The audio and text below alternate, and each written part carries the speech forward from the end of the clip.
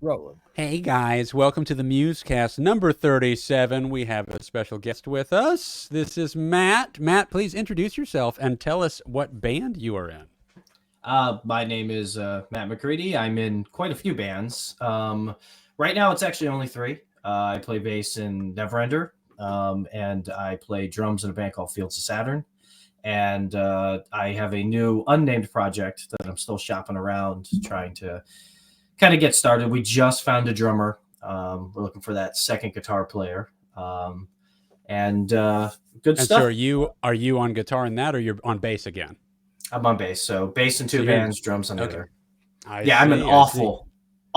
awful guitar player. You should never let me touch more than four strings, and even that's pushing it. So Same here. That's weird. yeah, like people find competency in playing all six strings. I try to find competency in four, and I can at least manage two. So there I am. Nice. Awesome, man. Nice. So So when it so comes to drums though, you feel that's your home base. I'm sorry, I took that's No, I no, mean I'm actually even worse at bass, or even worse at drums than I am at bass. Okay, So. great. We've got a 100% bona fide musician in the house, a rock band musician. that's You're right. thinking So, you're thinking in your head right now, like, is this guy just really modest, or am I like just talking to the worst musician on this planet? Hey, I've already heard you. I mean, I only heard Fields of Saturn. That's the only one I knew to look up prior. I checked out your EP. It's on Spotify. Everybody, you guys can go check that out for free now. And it was very cool. And in particular, I mean, dude, you're a great drummer. And I, Well, thank you, thank you. um, I, I know "Piss Baby" was the first single that popped up. Love the title. Thank I'm you, a thank fan you. of the title. I That think my favorite one, I'm still learning though. I just got to kind of check this out recently because I just found out about you guys. Have been a really busy week work wise. But the last song on there, what's that last song? Is Drunken? What's the drunk last? stoned it on my phone, drunk which I there's stone. like. like Oh, this. It's not what we call it live though. That song has a very interesting story. If I don't know if you want to move on to the next thing, or I Yeah, can let's launch move into this. on. No, sorry. Okay. So what I was thinking was, no, No, no. no, tell us a by story, all brother. means. It's a really dumb story of how it got named, but we actually call it Sven, like Okay. Sven. It's actually Butter My Acorn, Sven. Um, the title came around because we showed up for practice one day, and I was like, man, this work really sucked. Like it was a pretty terrible day, and I was like, man, can we just be big rock stars? Then we could like hire people, and we could have like butlers and stuff like that. And Casey, who plays guitar, was like, yeah, we could. I could hire my own like manservant that could just bring me sodas while I'm playing video games. Nothing that would be his primary job, like primary thing. So he's like, well, what would he be named? And we're like, oh, Sven. So we're like throwing different things out. It was butter my acorns. Just come over here and butter my acorns, Sven. And Woo, and hot yeah, stuff. and then we named the song after that. And Brad is like, no, the name of the song is Drunk Stoned and on my phone. And we're like, I don't know if that's any better, dude. Like, I kind of like Sven, butter my acorn, Sven. Anyway, I like the butter my acorn. I got to be honest. I will say this. Yeah. It's also, I mean, I can remember it like that. I appreciate it. Yeah. Um, Fields is a weird sort of setup for me because I didn't go in playing drums. I have always played bass. Neverender is my primary. Before I joined them, it was just Neverender stuff, and that was, we did a stint on the Warp Tour. Or signed with Havoc Records, so Oh, it's wow. very popular. Yeah, and I decided I wanted to become a better bass player by learning guitar. I don't know where that connection came about, but just maybe if I understood guitar better, I could understand bass a little bit better. So I went Sure. to Casey's house to play guitar in Fields of Saturn just to learn. And their drummer showed up, was there for 10 minutes, and the dude just left. Like just got up and left. And Casey was on Sounds like a guitar. drummer. I don't, it does. Oh wait, he was on time, which is really bizarre. So That's why he anyway, left. yes, it's probably it's I like got to make up oh for this, guys. I showed up on time. I'm out. but yeah, no, he got up, he left, and I said, hey, you've got a bass player. Sky James was playing bass, and got a guitar player, and I can at least keep time. So I sat on the drums, and that was 4 years ago, and I haven't Wow. left. So that's Yeah, it's awesome. yeah, So no, it was Fields of Saturn is the band that I saw you play. okay. Now for everybody listening or watching, they know Ash and I, we're basically like Tallahassee locals. Even though I live here in Brevard now, I've lived here in Brevard for 2 years. And my son and I, Kyron, had a free night. It's been a few months back, and I had an app on my phone called the Bands in Town app.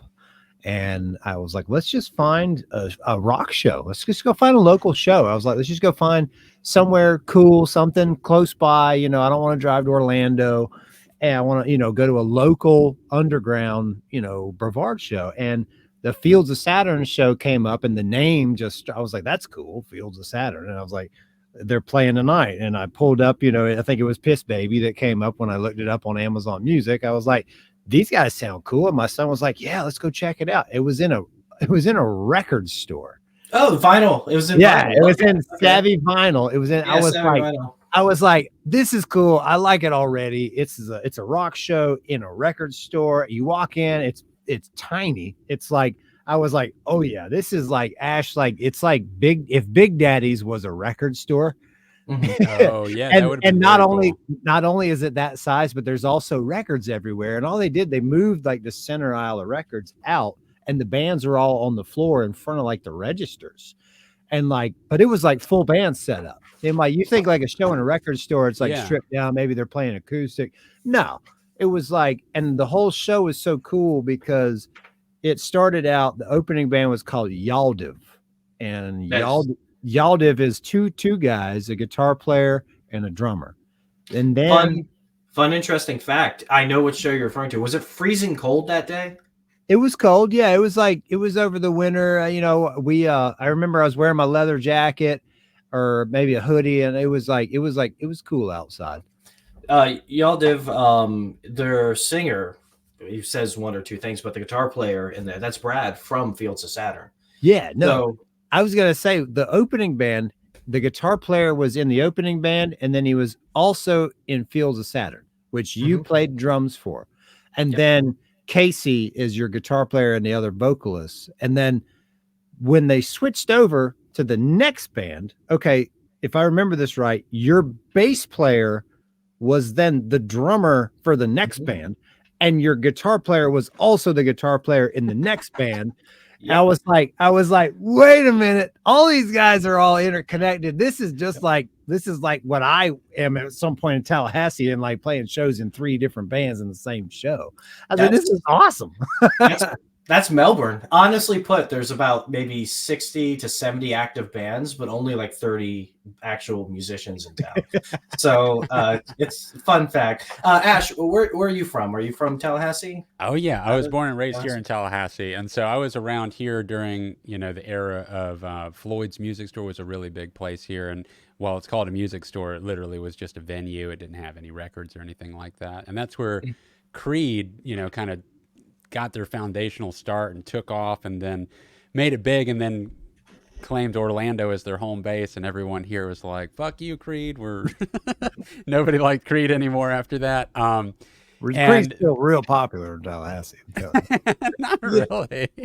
Yes, I mean they made it popular, so I mean, but probably for all the wrong reasons. Well, and the funny thing about the Creed thing is like it was just I did like it at the time. There's still a couple of songs I can kind of get into off the first album. I don't know if it's just nostalgia from literally being in the town as a kid, but the reality is that band went on to be like #1 band, win the VH1. Oh, they were the biggest music awards. They were the biggest band. They were huge. And I was like, that came out of Tallahassee. Like that can happen. Like that can really actually happen. Yeah. It's not just reserved for the big cities. Like you can actually be in a small town and become the biggest rock band in the world for a period of time.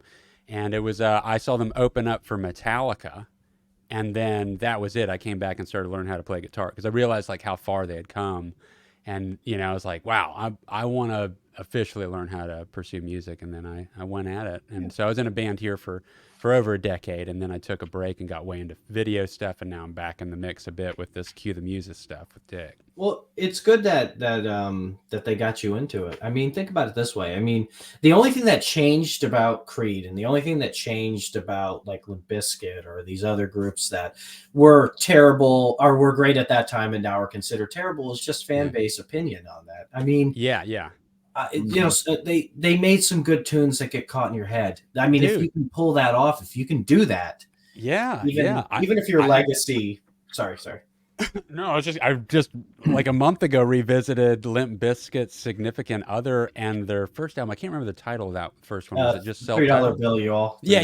Thank you. Yeah. And I was like, this is still, you know what? This is still pretty good. I mean, granted, the lyrics are cheesy on Significant Other, but I was like, there's some good shit in here. Is it bad? I like it more now than I did then. Like Limp Bizkit used to irritate the shit out of me when I was young and like relevant in the time. Now I'm like, oh, I fucking love this.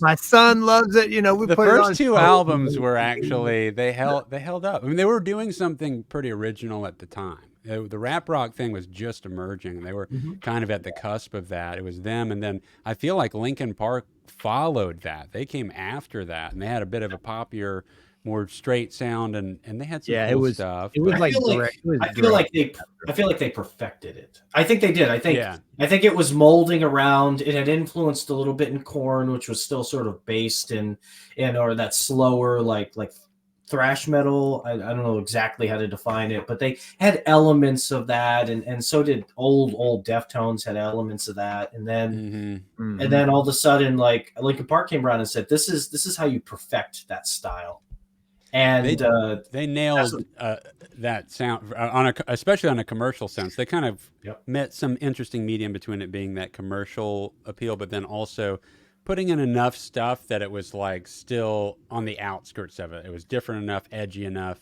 Like they was very, very well done, and they really came into their own over the course of a couple albums. First album was good, but I feel like the second album they figured out the formula officially, and that was fast. Yeah, well, not to disagree, but their Linkin Park's first album was like if you want to put it in the term, like it's the perfect rap rock album.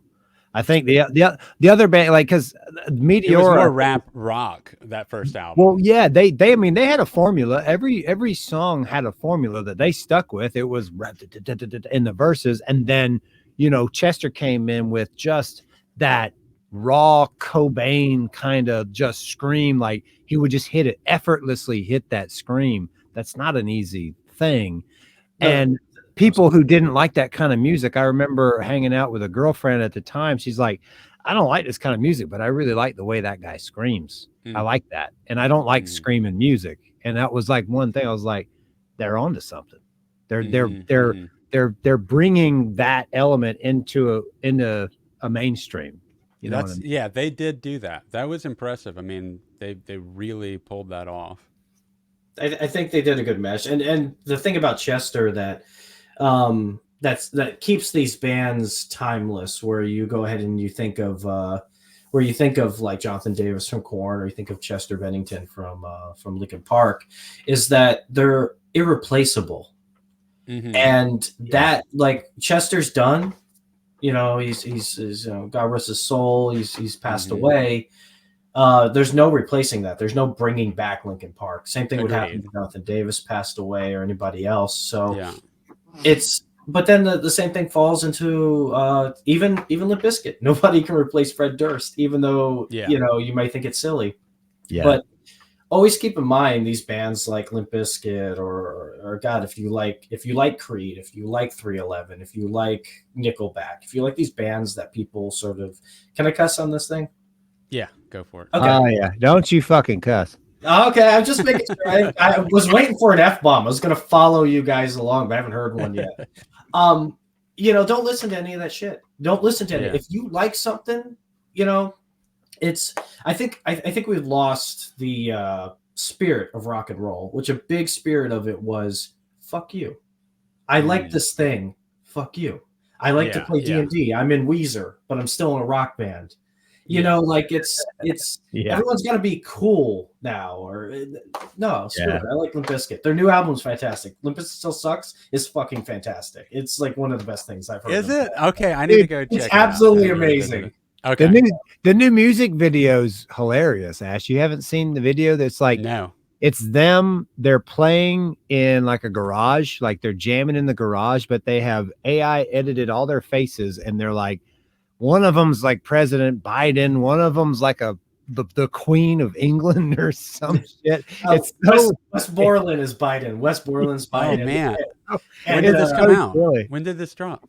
had to be in the last 6 months, maybe more. Oh, okay, maybe okay. longer So than it's a that. little Yeah. further back. Okay. Yeah. No, Yeah, I missed it. it's- I missed the window. It's West Borland is Biden. Fred Durst is Putin. Wow. Their bass player is what's his name? Sam Rivers. Okay. Yeah, no. I think the guy's got the deep fake on. He's got it's the president of Ukraine. I just can't pronounce his name. Oh, Zelensky. Yeah, thank you. Zelensky. I have awful times pronouncing things, but yeah, he's got his face on there, and then they're playing in the garage, and in front of them is a guy with a deep fake of Tom Cruise, and he's cooking hot dogs and slapping him against his face while they're singing. Oh, Like, well, it's hot so dog bizarre. flavored water from their third album, right? Chocolate Yeah. starfish and the hot dog flavored water. I bet that's a throwback. Yeah, and Any it's chocolate starfish in there?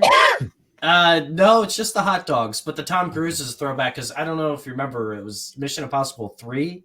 They did That's this right. for. No, it was two. Number two. The yeah. worst one. That, They that did one.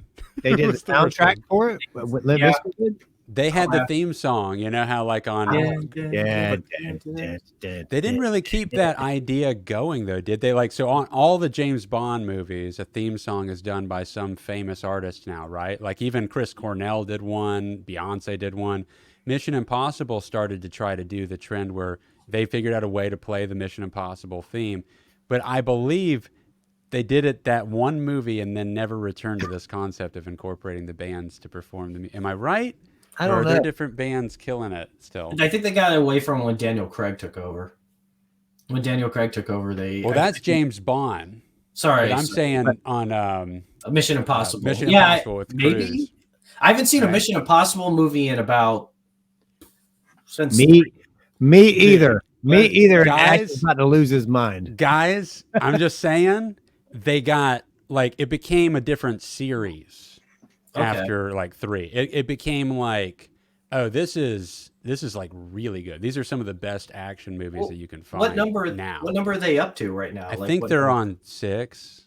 I'm There's starting like to think- 4 or 5. 6, I think there's 3 more that you can check out that are all of them are like, this is fucking good. Like, I mean, it's good. I still need to watch it. I still need to watch it because It's good. I trust 6? your review on them. I think it's If number they're on 6, I'm really starting to think these missions are possible. I mean, like They're definitely after like mission 4, you're like, you know what? I think we can pull off the next 2. they should make it mission plausible. Yeah, thank you. Mission Yeah. Possible.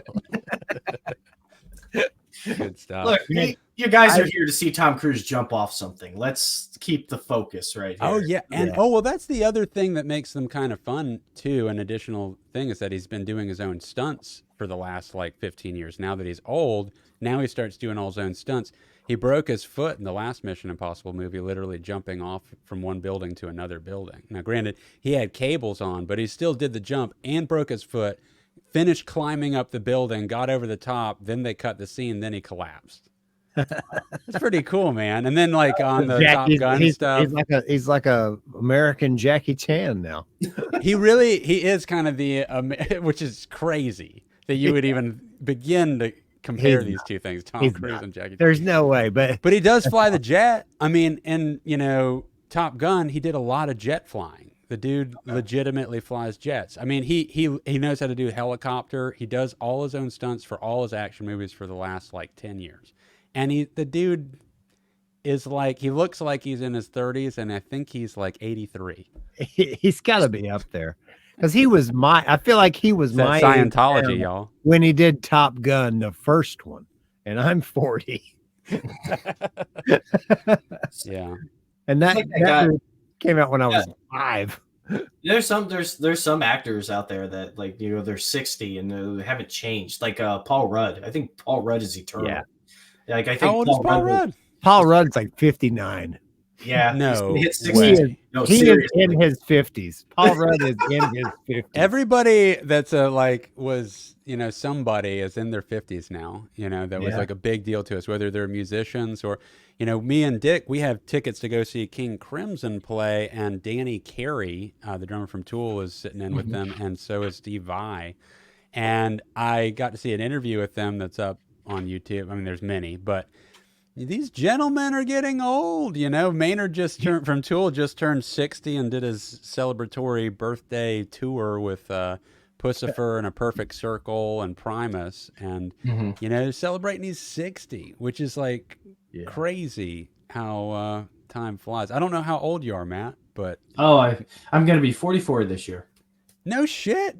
Oh, Yeah. You look great, man. Thank you. I appreciate it. I shaved for the podcast, so that's how much I care about you guys. So I appreciate it. So, it's actually the fact that I don't have any children, so I haven't aged at all. Yeah, apparently children age you. Like you have a. It is. They can. I have a 14-year-old, and that's where these. That's for me. I'm like. He's like, are you gonna? Okay. They come in a little bit. I've got a 17-year-old, and I just have a 2-year-old. He turns 2 in 2 weeks. Wow. So I'm doing both ends of the spectrum. Thanks, man. Yeah, it is fantastic. It can age you. One thing it definitely does to everybody is, mature you. It really, at 23, having a kid, you kind of have to step up to the plate. It immediately put a different weight on the music pursuit.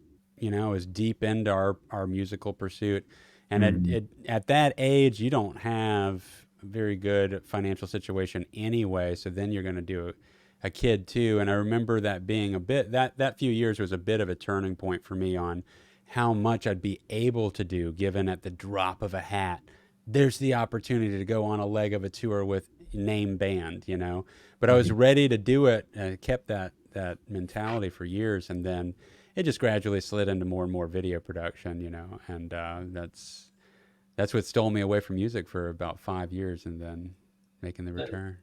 It'll happen. And you know what? Maybe the old saying of keep playing. It doesn't matter what happens. Even if it's like if you got stuck or in a bad financial situation, you have a kid, just once a week with a cover band if you have to.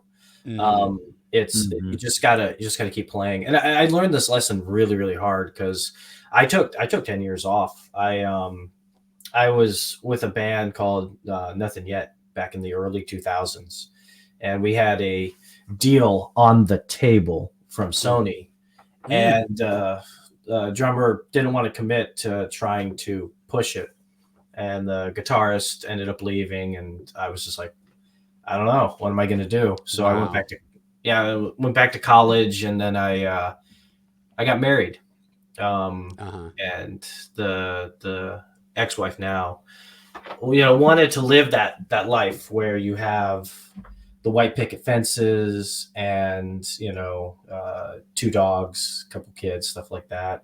I have a white picket fence and 3 dogs. You know what? Congratulations, because mine's full of moss right now. I really need to go out there. And it's covered in other shit, but it's okay, white good. Underneath it. I don't feel so bad and left out now. Mine's covered in poison ivy. I'm about to say, I can never see your fence, Ash. You don't have a fence. I heard you selling eggs out front, though.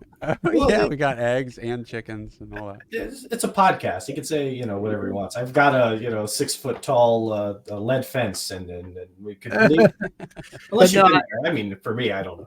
Matt, I know that struggle. That found myself in a similar situation when I was in my early 20s with a lady friend that I was with that I met. I moved away at 17 to North Carolina with a friend of mine named David who sings on this project Ash and I are on. And he was a vocalist for a few bands, but him and I packed all our crap in the trunk of my car back in like 2001 and just hauled ass to North Carolina and started a band the band didn't go anywhere, but I met a girl. She was still in high school. I was 17, and we dated for a few years, and she wanted that. She wanted that, you know, I felt like she wanted to settle down, and I'm like, I'm not even 21 yet. I'm like, and you know, I really did like the relationship for a while, but then eventually, you know, North Carolina didn't work out. I moved back to Florida.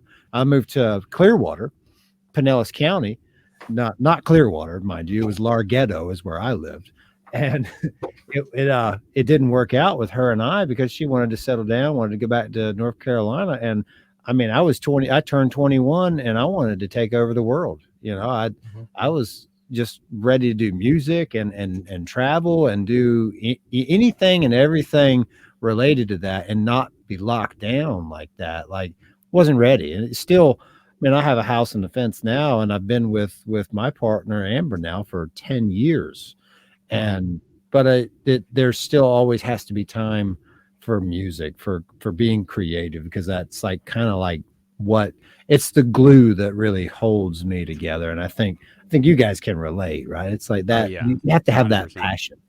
Well,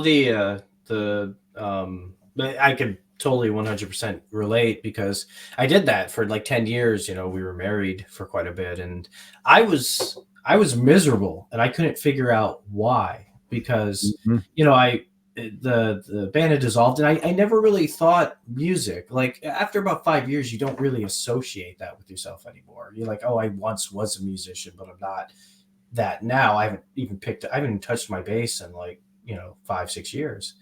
So when she asked for a divorce in 2015, I really thought my life was done. You know, I was like, I'm just gonna sit in my house and eat SpaghettiOs and play BioShock until I die.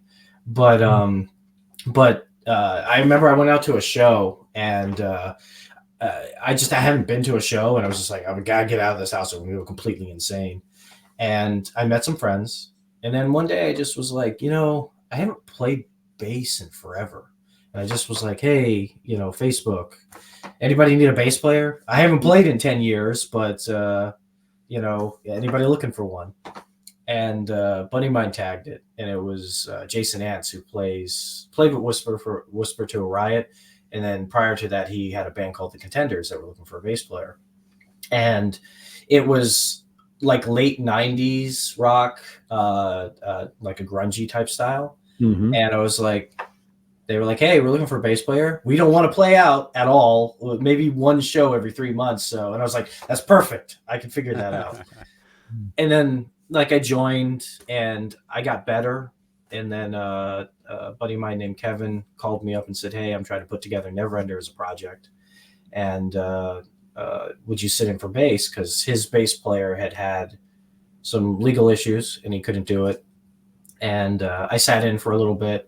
Guy figured out his issues. He came in. It was great. One of the best bass players we ever had in town was a guy named Sean Gorey. He was fantastic. You'll see posters still of him around, because he ended up passing away. And when Sean passed away, it was a real big impact on everybody in this town. But even though Kevin lost one of his best friends, he still wanted to keep the project going. So I met a guy who wanted to play drums. He used to be the old drummer for a band around here called Vietnam, and that was way back in the early 2000s. And he came in, and me and Kevin and him played. And I mean, that was a guy named Gino. Gino's gone. I'm still with the group, but we have a different drummer. And Carlos Santana is playing guitar in that. And but it was just weird how it went from like just being completely demolished over this particular thing to all of a sudden finding where I needed to be. And that is why I keep saying the mantra of you have to keep playing. Because if you don't have that in your life, if you decide to drop that from your life, you're going to leave a void, and you're going to fill it with other things. And Absolutely. Yeah. I don't want to see any of the be bad. I mean, but just keep playing. It doesn't matter if you think you're good. It doesn't matter if you think you're bad. Yeah, you know, find yourself a shitty, I don't know, like a cover band or something. But just keep playing. Yeah, that's the most important thing. Anyway, so well, I mean, you said that you had a 10-year hiatus there. I had roughly a 5-year, almost 5, where I picked up the guitar, you know, maybe a couple times a month. It wasn't like I gave up on it completely, but I remember having nightmares that I was like in a situation where I was having to perform on stage and I had forgotten how to play guitar, you know. And that was like, it was like that. And our band was a prog rock band. And so our stuff was pretty technical, you know, and I, you know, there was I mean, not to toot my own horn or anything, but I had a lot of guitar players, you know, say that they really thought the parts that I had were cool and they liked the avant-garde approach and stuff. So it's like, I really gave a lot. Ash's band was like the Tallahassee, Coheed, and Cambria. You know what? It's not. Those are two not bad things put together. I love Coheed. So. We actually went and recorded at Coheed and Cambria's, the studio awesome. that they recorded those 2 of their albums at, and we thought that was going to be our big break. That's a different story. But the reason I allowed myself to have that gap really was, as much as I missed the music, I knew I wanted to return to the music, but the video stuff stole me away. I just got totally absorbed into cameras and editing, and I was getting to do fun projects, some of them not fun, but a lot of them very fun, music videos for bands, and then these car commercials, and then, but the whole thing was like building towards this idea the entire time. I thought I felt super fulfilled doing solely just that for that stint of time. But I knew the end goal was that I build up all this stuff. I'm going to get all this film equipment, cameras, editing gear, the great computer, blah, blah, blah, build up the skill set. And then when I return to music, I'll be able to make like something grand, you know, like the ultimate art piece. And I anticipated that might have been a return of the old band, but then Dick I made a couple of different, you know, music films, and I did their Fighting Giants visual EP, and then I did Defy the Tyrants music video, and then me and Dick started to get to know each other a lot more than we ever knew each other, and then he offered, threw a riff at me and said, dude, I want to come up with an idea for it, and then before you know it, I mean, I knew it would be like taking, you know, a hit off of a crack rock or something. I was scared to even begin dabbling with ideas because I get sucked into stuff in a major way. I mean, my whole lifestyle is trying to feed the art. Again, the only reason I allowed the music to stop is because I was being artistically fulfilled by the video stuff. But I get massively pulled in to the point that it's why I gave up video games. You know, you mentioned your video games. I used to be an insane video game guy. I had a Japanese Sony PlayStation 6 months before the PlayStation came out. I bought it for $700 as a kid, mowing yards and just saving up, buying $100 plus games. Then the American system comes out, and I can't play any American games that are only $50 instead of $120. And so there was a cheat. You could put a paper clip. You keep the tray open, right? You let the disc spin. You put a paper clip in the back that tape it in there. It'll push down a button in the back, and then the disc can spin open with the tray, and then you could play the games that were American games. I need to look this up. That's insane. Dude, I was way in. And then when I was 16, 17, I started playing guitar, and every time I started to play a game over the course of a 2-year period, I couldn't play video games anymore because every time I picked up a controller, I was like, I should be holding my guitar instead. Now, I'm not trying to lay a guilt trip on anybody, but that's just the way I felt. That's just like I was that into it. You know? It's the same thing that goes along with, you know, keep playing. You found, I mean, doing video and doing filmmaking and audio recording, that is still falls within it. You're still tapping into that creative process. Totally. Too. And it doesn't matter what you do. I mean, whether it be art, whether it be writing, whether it be, everybody needs that little bit of creative outlet. But then some people don't have that creative side. They lean towards logic, where you can go ahead and then, video games. But everything's really important in moderation. I like to play.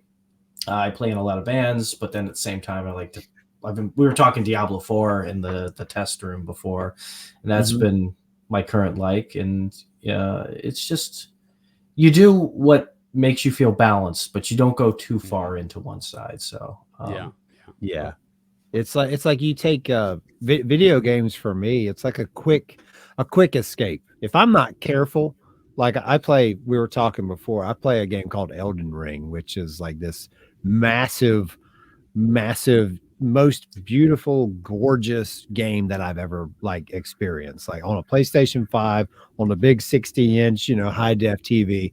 Like the detail, like I could just sit there and still and just like zoom in and look at stuff in the game because it's so beautiful and immersive. But I had to be careful. Like last year through 2023, I played like that's why I completed it. And I did like the book and I did everything. Went and found all the ins and outs and all that stuff. And it was like crack, when I played it. And I'm like, I'm playing it again, like in little small spurts because I'm doing a different playthrough. And like I give myself like, 20 minutes an evening, 30 minutes or something before bed, play a little bit. And it's just so fun. It's just like a bag of Doritos, it's like whatever the day, stressful day at work, jujitsu was rough and I got beat up and I'm sore and I just want to sit on the couch and, like just play a little bit. And it's just fun. And but again, with moderation, because also if I'm not careful, I could get up on a Saturday, start playing Elden Ring. And next thing you know, you could waste and it's not necessarily a waste, but you could sit there and 4 hours could go by playing a game like that. And 6, 8, 10. Yeah. And like, I mean, it could be the entire day. You could look out and when did the sun set? I mean, I remember I was an extreme gamer before it was so cool to be into games. Yeah. It still is cool. Still is cool. No, it's cool now. Cool. It's cool now. It wasn't cool back then. Oh, before it was cool. Yeah, when I did it, it was nerdy. Now it's like it's the most biggest money making thing in the world, probably as far as entertainment goes. Yeah, they've evolved so much, and it's they're so immersive when it comes down to it. I mean, I'm still, it's not be intimidated by. I'm still an old school pen and paper dice rolling guy. So I have a weekly D&D game that's every Wednesday night. Oh, nice. And again, it just falls under that thing of the same exact thing. Going back, this is what we call foreshadowing, kids. Going back to the thing of it doesn't really matter what it is that you like, as long as you like it and it doesn't hurt anybody else, then be happy.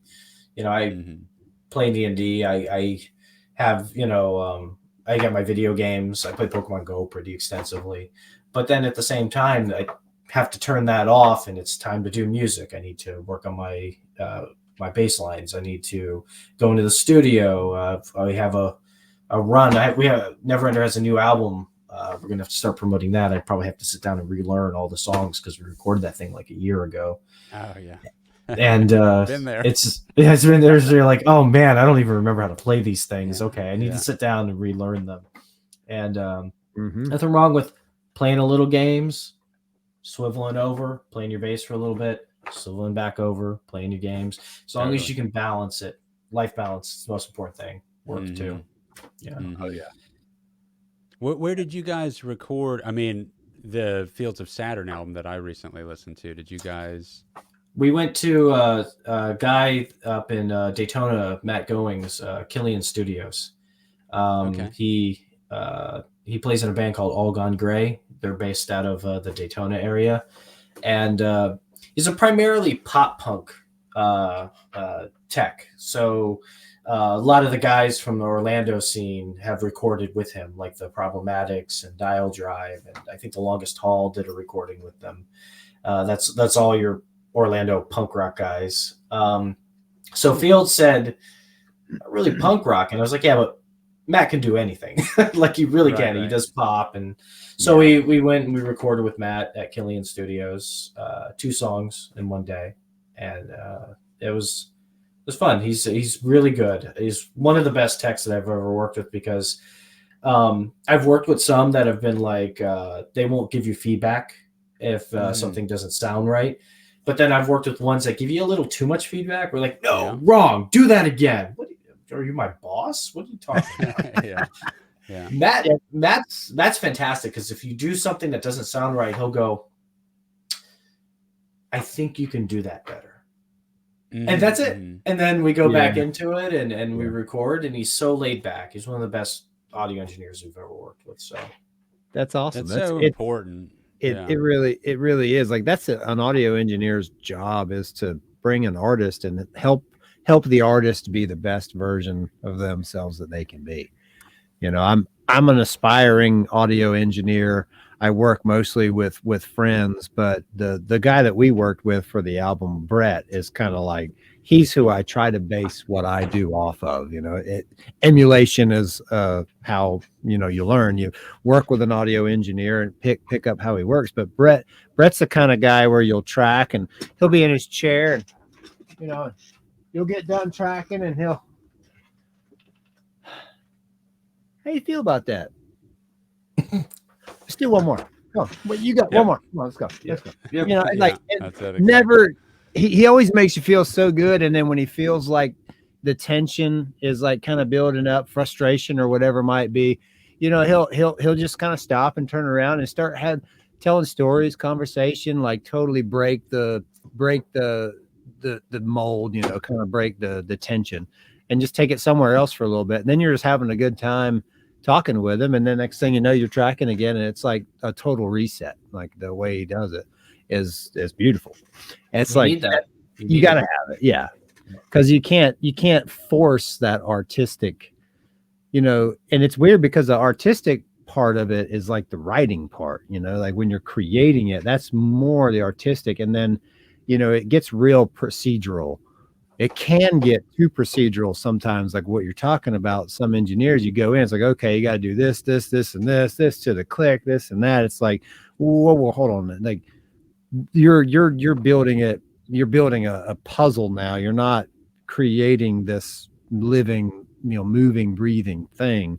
So let's, you know, less the click, you know, let it, you know, that's when like tracking live tracks with drums. Don't edit the drums so much where everything's so rigid and on the number, you know, like let my favorite albums are the ones where you can tell that they just rehearsed the crap out of it. Mm-hmm. And then you can feel the tempos stretch and condense and move, and the song moves and breathes in a real natural, pleasing way that is, you know, like, Danny Carey mentioned that they don't use a click, which blew my mind. I would Danny Carey doesn't need a click. I think the man is a click. Like, it's crazy. Yeah, I mean, that's got the 4 arms and is a natural like that click is wrong. And you know? well, he said that he does like the natural progression of it breathing a little bit in tempo. And I remember back in our day, or Kill Clouseau's day, being a progressive band, I was very intimidated about the click. I didn't like the click. Every time I played to the click, it felt like I was giving it a different groove than I'd ever felt before. I was not used to it at all. I hadn't put the time into practice. Now I'm much more comfortable with the idea of a click. But I ended up using the click. You know, we had to use the click. Got to go on the grid. Got to be able to re-edit, you know. But when I heard Danny Carey say that, I was like, see?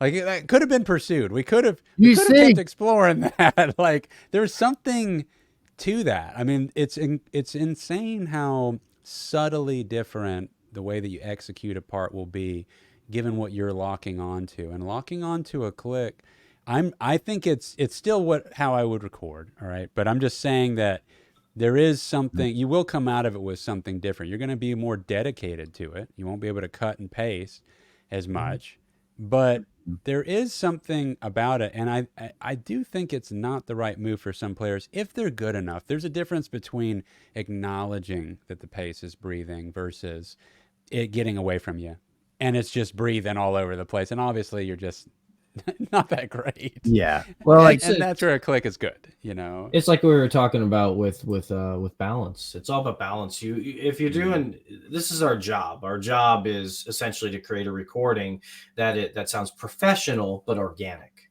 Yeah. And that's tough because, you know, it's a hard balance on it. Like, how much do I edit it? How far do I go into that it becomes overproduced? But at the same time, I don't want it to sound like shit. You know, like it's obviously that at this section it's off time and that bothers, you know, you don't want to listen to that. So you have to like balance those two things out. You got to find yourself, you know, somewhere between like a Misfits album and like a Fear Factory album where, you know, like a little bit middle ground where it's a little less organic than this and a little less, you know, robotic than this. But Yeah. then again, if that's your sound, that's your sound. So I mean, That's there's also no the thing too, right? specific rules to it. Yeah. Yeah, you got to throw the rule book away. Like, put it in perspective with Danny Carey's playing. There was a cool interview I watched the other day with Justin, the bass player. Chandler, right? Yeah, Chandler. Justin Chancellor. Chancellor. Yeah. Chancellor. So, That's it. and Justin was going through like a walkthrough on his pedal board, and like I use a G2 pedal switcher, and he's like, he doesn't have any switchers. So he has all these analog pedals, and he's really like turn on, turn off kind of guy. And he doesn't have the guy in the back doing it. He was going through, and the guy was like, well, you've got these two delay pedals side by side. What's going on with that? You know, they're the same pedal. He says, oh, well, when we do this song, the delay is set to the tempo of the song when we play it. And we play the first three parts of the song at this tempo. But the last chorus, Danny's always kind of just a little bit ahead, and it's always a little faster. So I had this other delay pedal, and it's like the difference in BPM was like 4. Yeah. Just a little. It was like, I was like, what? My mind was being blown. I was like, what? The last chorus is 4 BPM, and it's like, but that's to a click. I mean, it's a tempo. He's playing it, and it's naturally, that's the speed that works locking in. I'm like, it's so cool. That's just the way it is. Yeah. And like some recording studios you'll go to, they'll say, oh no, you're not, you can't do that. No, it's one tempo. A song is one tempo. And like, you get one of those guys that say that, it's like, nah, man, you're not, this ain't the right spot for me. if that's your thing. It's true. And actually Tool's a really good example if you want to talk about changing tempos throughout particular songs. Because I mean, they're like, in addition to being one of the best musicians on this planet, they're also like mathematical geniuses. So you ever watch that Lateralis video on how it like fits into the Fibonacci sequence? Yeah. Like, it's like, okay, I think it's a great song. They're one of my favorite bands of all time, even though people make fun of me for it. Oh, they are my favorite band of all time. Yeah, like hands down. Like I have actually been barred from playing 46 and 2 as my opening like warm up, and they're like, you have to stop fucking playing Tool. This is a punk rock show, and they're like, but that's how I warm my fingers up, is I go through that. Like, yeah, you're right. It's punk rock. Fuck you. I'm gonna play what I want. But it's again all about preference, and organic. Like again, Tool is like one of the most precise yet organic bands I've ever heard in my entire life. And they were my aha band. I was curious on your guys' aha band, but the aha band where you listen to something and you go, yeah, I want to do that. That's what I want to do. When it was with Opiate. When Opiate came out, I was like, that's what I want to do. But what was yours, Ash? Like, what was your aha band that you heard? I mean, as far as like, the aha for Tool's place in it was, I wasn't ready to officially take on learning guitar, but I was like kind of liking heavier stuff, but I still didn't fully like heavier stuff. It was so piecemeal. I would like one song by a heavy band, and then I just I just liked gentler stuff. And then this one night somebody put on Tool, and I had never heard it. I was like, what is this? And I immediately locked onto it, and it was off of Opiate. I think it was gosh, I don't remember which song it was, because it was also new to me, but I immediately latched onto it, and everything I heard, it didn't matter how heavy it got. I just thought, I was like, this is so good. This is like really, this is some of the best music I've ever heard. By the third day, I was like, this is the best music I've ever heard. Who is this? I started looking at everything that was available by them, and for me, for me personally, it was Opiate and Anima. Those were it, and Undertow was there, but it just didn't do what Opiate and Anima did for me. And then I thought I had fallen in love with a band that was basically broken up. They didn't put anything. Lateralis was 5 years later. And when that came out, I was like, oh my God, they're back. Like, we can go see them. And I went to New York because the other tickets for Atlanta sold out in a heartbeat. I was there in person ready to get tickets at Mex Specs music store in town. That's how you had to buy tickets. Was like go to a place that had access to Ticketmaster. You couldn't I just went to order it online yet. like Sears. I stayed out all night in really? front of a Sears one time That's for Pearl crazy, Jam right? tickets in 98. Yeah, we you slept couldn't outside. just buy tickets like this. Yeah, It's like you had to crazy. like you could just go well, it was that tour that Pearl Jam. I don't know how old like you guys are. I'm 40. I'm 41. 41. Okay, so you Yeah. may be right. Dick, how old are you? I'm 40. Yeah, we're Okay, all so you're pretty the close. young. You're the Yeah. youngin in the group. Okay. Sure. Back before the internet, back at that time, Pearl Jam had this big fight with Ticketmaster, and they Okay, stopped yeah, playing big arenas. I don't know if you guys remember it, and Yeah. you had to get your tickets from like weird places. So I remember we had to stay out front of we slept in front of a Sears. That way we were able to buy ticket at Sears. I'm not fucking kidding. I believe Because I'm from that. Miami. So, I'm from Miami. I was Okay. spending the night outside in front of a Sears in the middle of Miami in Sounds sketch. 98. It was, but yeah, that's what you had to Yeah. do back then. What was So your aha different. moment? Yeah, what was yours, Dick? Like, what was your like you heard a band and you went, okay, this is what I want to do. So like the first, it was just like the genre, like I want to listen to this kind of music. When I was young, I knew my mother's music, which was like Motown, right? It's like Jackson 5, it's all these Which I old, love that stuff. and I That's so still good. I still love it. I love it Yeah. more now than ever. But it was So like I good. had that, and then my father's like a real militant man. He was ex law enforcement, federal agent, undercover, like great man, but he just was very dry when it came to like creative stuff. And the only music he listened to was Marty Robbins trail songs. And Marty Robbins, for me, that was like cartoons. I love it. I still love it. But it was like, that was the only thing I was exposed to because my parents divorced and lived with my dad. And all I listened to was Marty Robbins. And then one day I'm at a buddy's house in like third grade in Oregon. And it was MTV was on, and it was Guns N' Roses. And I was like, what is this? I was like, it's November Rain music video. I was like, what the hell? Look at this guy walking. He's walking out of the church. He ain't got a shirt on. He's fucking cool. He's smoking a cigarette. He's playing a fucking guitar in the desert and the wind's blowing. I was like, whoa. I was like, this is cool as shit. I was like, this is the best thing I've ever heard. I'm like, what? This guy sings, and I got like the Spaghetti Incident album and the Use Your Illusions, Mr. Brownstone, and like Axl's voice. I was like, this is cool. Oh man, I love it. And I listened to Guns N' Roses for like 5 years when I was in elementary school. Favorite thing ever.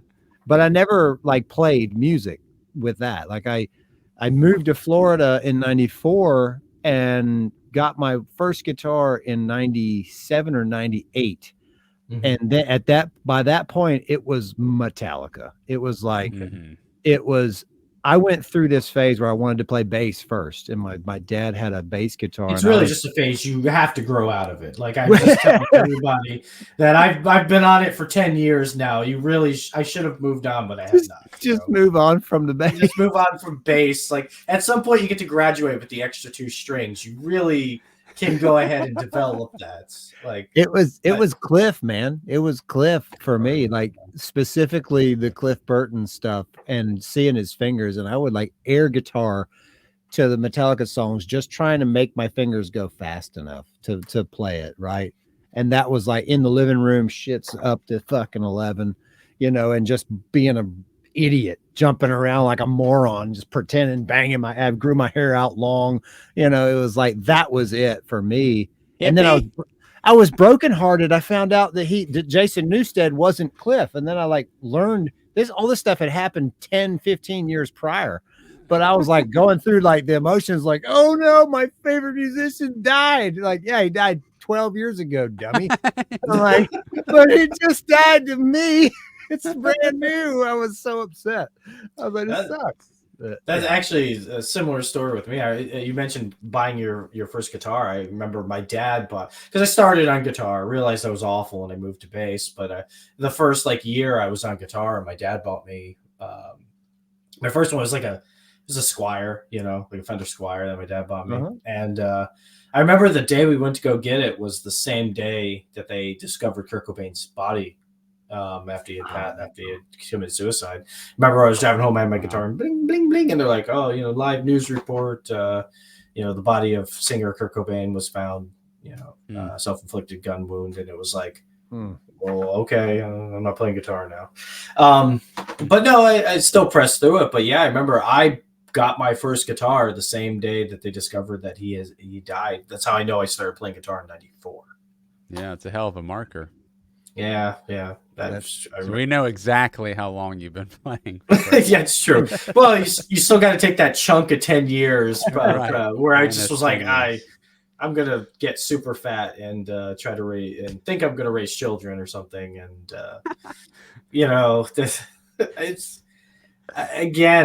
it's so hard to give up. If you've got it in you, you can't just get rid of it. Like you'll be an empty person. You'll be, you'll be a half a person. You're not going to be the full person that you need to be for the people around you. This is the thing. It's like, it's so often associated with being selfish to pursue this creative outlet. It's like, well, it's healthy. It's like, it's more than just healthy. It's like, we are going to do better if I do this, because I will not be the complete person that I need to be for our relationship if I don't have the outlet. It's not just getting to do it. It's like the whole dynamic that comes along with feeling complete. Well, what's so wrong with a little bit of selfish here and there? Like people use it as being such a bad word. It's such a taboo, awful word that people use. But you know what? It's good to be a little bit selfish sometimes if it means fulfilling your needs. I need 2 hours. You got to watch the kids. I need 2 hours to go to practice or to do a painting or, some sort of creative outlet that you have to get that out. And in the end, you end up being just a better person, but because you take a little bit of selfish time to yourself. Yeah, I think it's, and then, well, in our relationship, trying to give that back so they have that opportunity themselves for whatever it is that gets them that fix. And then everybody's better. Everybody's just in a better mood. It's a more fulfilled life. I think it's a healthy thing. So. It's that third space. You have that.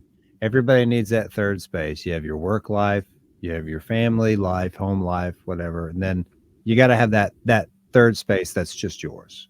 Yeah, and you need it. Your partner needs it. Your kids need it. Not when they're little. When they're little, you're the only space, and that's when it's awesome. Like, oh yeah. You're going through it with Felix right now. Oh, totally. Yeah. And then when they get older, they get interest, and then you have to respect and help develop that.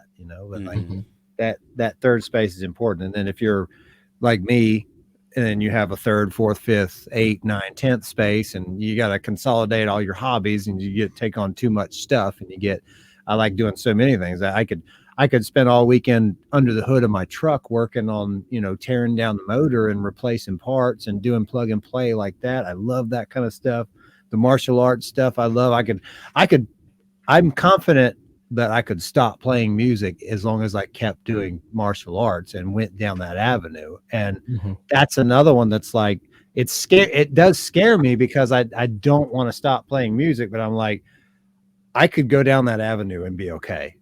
And but I can't, Ash, you and I have talked about this. It's like, it worked the other way for me. I gave up the martial arts for the music a couple of different times, but originally, the first thing was the martial arts. I loved that so much, and I could feel, but I'll tell you this though. One of them you can do a lot more. And it's a lot less taxing on your body, and you can do it at older age. And it's like, it's probably the healthier option once you cross 40 threshold. Not to say that you shouldn't also do, but if you're going to do just one and full force and hours a day. Maynard got his black belt last year. Yeah, that's so beautiful. Yeah. That's really cool. And he has his hip replacement 5 years ago. Yeah. So. And the guy from Married with Children, that guy's like a black belt. He's still going. Yeah, Ed O'Neill. Yeah. Ed O'Neill. The guy's still going. He's amazing. Yeah. I found out Anthony Bourdain, he got into it way late, and I think when he was in his early 60s was doing competition for the first time ever. So you can do it, but it's just the injury stuff. You can only go so extreme with it. It's not like you can go as full forces when you're in your 20s doing it. Your body just can't recover at the same rate. It just can't. True. And related to it, I mean, we live. Everyone likes to shit on nowadays, especially like music industry and access to, like streaming services and things like that. Because music has changed so much. The music industry has changed so much in the last couple of years. It's stopped being a product that you sold, and it's now a service. You pay Spotify to stream music. You pay Pandora to get streaming music. You don't buy albums or download them or anything now. But the people don't focus on the good changes. And the good changes is that you used to get sold. I mean, every so often you got really great bands that fell through the cracks that were completely unable to ignore, like Tool, like Deftones, like Guns N' Roses, things like that. But nowadays, like, you don't have to go with a record company. You don't have to be bought and sold to people. You can produce your own music. You can record it. I could probably record it, and all the stuff Dick's got right there in his studio. And I don't have to go to a major label place. I don't have to pay $30,000 to have some guy produce my album. I can record it myself, and I can distribute it myself. I can go and do digital distribution. I can buy CDs online and sell them. I can buy merch. I can run my own empire from my room if I wanted to. And that's so amazing that we're able to do that now. No, I agree. It's unfortunate because the age of the rock star is over. The rock star is kind of officially dead. They're still pop stars. But then, you know what? It's not that bad, because it used to be out of the 99% of us never made it, and the 1% did. Now it's like, you can make it. I could do a video. I can record it with you, and then next month I can put it on YouTube. I can get 1 million views, and I don't have to touch, like a big time director to go ahead and do it. Right. So we do live in such an amazing age right now. It really is. Absolutely. Great. And it's same, like you kind of alluded to just now, the video world is democratized too, just like the sound gear and equipment and access. I mean, all that's tied to access to distribution independently on the streaming platforms, but just the equipment and quality and what we could be. I mean, the idea that even what we've made so far in the first couple of chapters of the Cue the Muses miniseries is like, I mean, you could not have made that 10 years ago independently. You just couldn't. The access to the equipment, it would easily be in the $500,000+ territory starting, and the idea that we can put this together now with the tools that are available, if you put the effort into the skill set and build up the gear, I mean, it is a possible. We did it. We're doing it, and we're completely independent. And that in itself is amazing. So you do get to at least make the art, whether it gets taken off or not in an oversaturated market. That is the challenge, but at least you're a part of the game. It exists. It's out there. That's a hell of a lot of a better shot than never getting the chance to even see what it sounds like recorded. And another thing is, I just had we just crossed our hour threshold, so I'm going to kind of close on this little idea that I think is interesting. You guys might find fascinating. I'm not going to say, I had a meeting with somebody today. He's a filmmaker, and he's also a musician, and he knew somebody in a really famous band. I mean, this band has been around quite a while. They're extremely established, and during the era of these what are considered the golden era of record deals and stuff like that, even their deal kind of sucked. I mean, we're talking about being on tour 200 days a year and making around $45,000 a year. And that's it. I mean, now granted that would have been more back then, inflation's come up, but the idea that that's not rock star Lamborghini level, it's not the dream money. You think. Yeah, and that is your entire life is pulling that off, Yeah. for what's considered to be, a modest salary now, so that I don't know that it was as much of a golden age as it seemed. That 1% seems so much bigger than it is. But, if you really just take a pen and paper and you write down every band that fits that criteria, how big is that list really going to be? And then you think about how many people are in bands around the world, and you only know a list that you can't even try to get to 500. See if you could get to 500. And we're talking about the world of 9 billion people. So, you know, the 1% is small. It is great that we can just get our stuff out there and have access to that. And I don't know that the golden age of all the record deals flying around was quite as amazing. All of us know everyone is notorious shit record deals. Getting screwed, owing labels money. The glorious record deal is like a diamond in the rough. So it's like, was it really that great? I don't know. I mean, was it really that? At least now we're in the mix. So it was before. It was just like any other industry. You had people hungry for money and eager to exploit a lot of rock and roll stars who were young and inexperienced type of people, right? Like a lot of successful musicians start young. They're in their 20s. They don't know anything about business. All they know is how to write these amazing songs that usually come from a very tortured existence, right? Like about 9 times out of 10, especially with rock, it's real prone for rock musicians particularly to be that kind of person. And they got exploited, you know, over and over and over again from record labels and, you know, big, you know, sign the contract and they just sign it, say, yes, I want to go on tour. Yes, absolutely. And then, like you said, they're stuck with a very meager pay rate and a heavy workload. And then they're stuck in a deal for, you know, a lot of times, you know, if I remember a couple bands I knew back in the day, they signed like 4 or 5 record deals. So like not Which only is a career ending deal, because if you can't make it financially off the money that they give you initially that's supposed to carry over to those other albums, then you're kind of dead in the water. And they know that, you know, or they knew that, and I'm sure it still happens plenty, but now you can do it and not have to worry about those assholes. That's right. And you can make stuff that's honestly much more at the level that would have, I mean, for the amount of money that you spend now, what you come out of it with is equivalent to stuff that would have easily cost $50,000 in an engineer room back in the day, you know, right off the bat. You also have the freedom to make what you want. And, you know, maybe with a commercial producer telling you need to make it a lot more mainstream or commercial, right. Usually they made better tunes, I guess, that were poppier, but you know what? It doesn't matter, because if you're creating something new, somebody will like it. And you don't have that oversight when you pull all the shots yourself. You can do whatever you want. You want to do 2 minutes of a rubber ducky being squeezed at the beginning of your album? Cool. Do you be an artist, man? If you think somebody will listen to it, do it. Totally. Yeah. That's beautiful. On that note, man, before we close out, what have you got coming up for your album for Fields of Saturn is out now on Spotify, but as far as the timeline for your next upcoming release, where do you want people to go check stuff out? No, that's fine. Neverender has a single coming out at the tomorrow, actually. Oh, wow. Okay. Yeah. Cool. Well, this might come out on Saturday. Yeah. So we'll say it came out yesterday. Yesterday. That's true. No, we're getting close up there.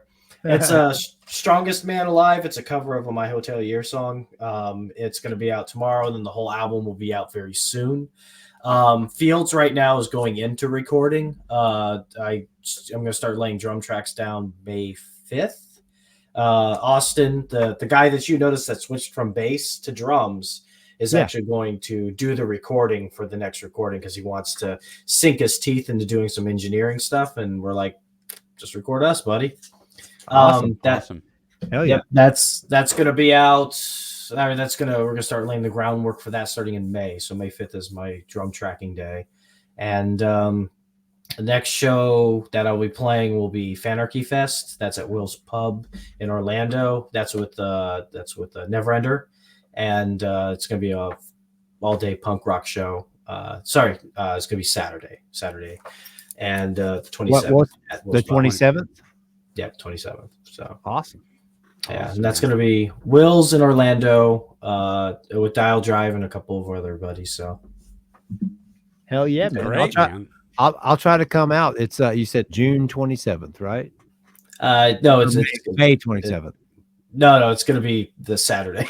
So this, not tomorrow, this but the Saturday, April this Saturday coming up. The day this podcast. Go next tonight, one. people. Yeah, everyone. I guess I should be there. I'll see everybody later. What are you doing here? I'll be in town, man. I'll try to come out. Yeah. No, 27th, Will's Pub Saturday night. I'll be there, getting there a little later because my girlfriend's moving in. So she's like, "You have a show on the day that I'm moving in?" It's like, it's already pre-planned, and you gotta do what you gotta do. But I'll be moving stuff in the morning, then jetting off to Orlando Saturday to play Fanarchy Fest, and I'll be there through Dial Drive Set and everybody else's. So Neverender Saturday, Will's Pub. And no field show planned as of right now because we're moving into recording phase. Awesome. Wow. Lots of activity. Super fun stuff, man. That's great. Well, congratulations on all your pursuits with music. This is super fun. And thanks for coming on the podcast, man. We're going to close out with, just for people that don't know, we have a quick little description of what our show is. And our third chapter for Cue the Muses should come out on YouTube this summer. It will come out this summer, whether that's the end of June or somewhere in July. We'll have to wait and see. I am editing away, and here is the closeout of what Cue the Muses is for those of you who don't know. Hey guys, if you're enjoying the podcast, that's awesome. We really appreciate it. But you should check out our full actual web series if you have not seen it yet, because this is where we put all the effort into a production.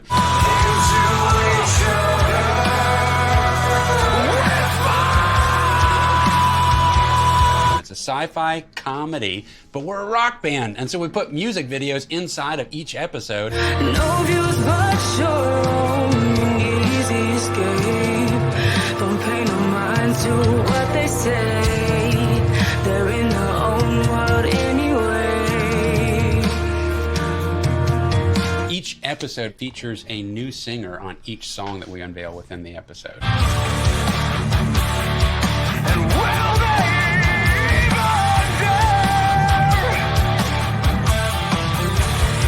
all unique singers from the Southeast region, most of them from right here in the Florida Panhandle, and all independent, unsigned, unknown artists until now. no matter how hard I try, turn it down. Premise of the show, Ash and I are a couple of bonehead guitar players living off the grid, trying to save humanity, which has been brainwashed from an artificial intelligence stripping us away of our creativity and our creative spirit. We developed a mind travel machine to go into people's brains and collaborate with their inner muses, bringing back music that is completely organic from human muse collaborations. Enter Cue the Muses. You know what? We're kind of getting sidetracked, man. There's only so much time for frequency absorption. We need to hop on it. Can you fire up the cadence tubes? Yeah. And I'll go ahead and get my shoes tied. Okay.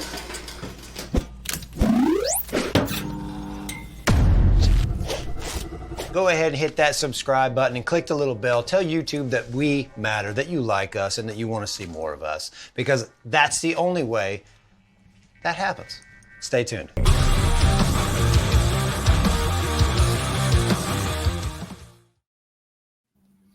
I was playing air drums.